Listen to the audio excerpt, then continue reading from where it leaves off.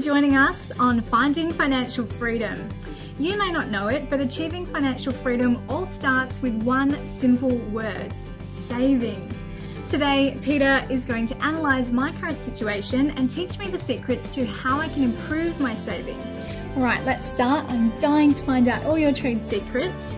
Now, this information may or may not be correct, but let's just say I'm a high income earner with a low super balance, high tax bill, minimal savings, no home loan, and the ability to save.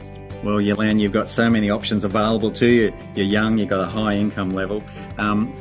Let's first start by breaking each one down. First of all, the high income and the high tax bill that comes with that. We could actually take some of that salary that you're getting at the moment and paying a lot of tax on it. In your situation, 38.5% is coming out in tax. We could take that, put that into superannuation, where it only loses 15% tax. So if we did that on $10,000, you'd have $2,350 more in your wealth than if you do it without putting it into superannuation. Okay. The restriction is That sounds pretty good. you can't touch it until you've retired. Right. There is a downside. But with regard to ordinary investments and saving, and it may be to save for a deposit on a home, or it may be just for savings for long term. There's different types of investments you can go into. It could be share markets, it could be property markets, it could be fixed interest, or what we call a diversified fund, where it's a combination of all of those areas. Right. They're a bit like shares where they're broken up into units. So we put in, for example, $100 a month, every month, indefinitely. So the first month, the unit price is $1. So we put in $100, we get 100 units. Next month, it's gone in a downward slope. The share market's had a bit of a crash, and the units now are 50 cents. We put in our $100 for the month, and now we get 200 units. And next month, it goes back up again to the starting price of $1. We put in our $100 a month, and we get 100 units again. If you look back over those 3-month period, that volatility where it went down, we actually end up with more units than if we had the same amount all the time. Okay. And is that money that I can touch? That's money that you can touch. Because I'm Generation Y, so that means I want it right now. Yes, yes. So dollar cost averaging, the volatility becomes your friend.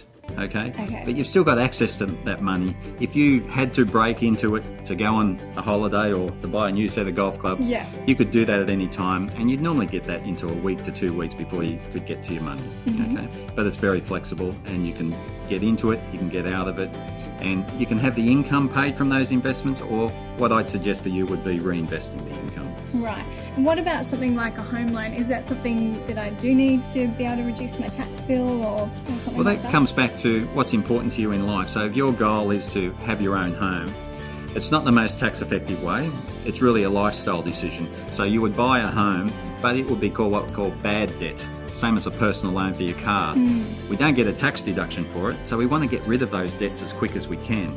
But if you bought an investment property where it was rented out to somebody, you get income from that. And because you get income, if you borrowed to buy that property, you get a tax deduction for the borrowing cost, which is the interest. Okay. So there's certain debt which we'll call good debt, and that's debt that you've got investment assets bought with. Right. Okay. So there's a risk associated with that, because now you've bought an asset, but if it went down, you've actually lost money on money that you don't have. So that's a problem in the short term, but long term, it's a very good way to accumulate wealth. Well, I certainly learnt a lot today and got some excellent tips on how I can improve my savings, which I'm going to start straight away. Thank you so much, Peter. For more tips on saving and getting your savings sorted like me, you can call Peter on 02 4627 5200 or visit macarthurfp.com.au. On the show next week, we uncover some things you may not know about superannuation and, as we mentioned earlier, salary sacrificing.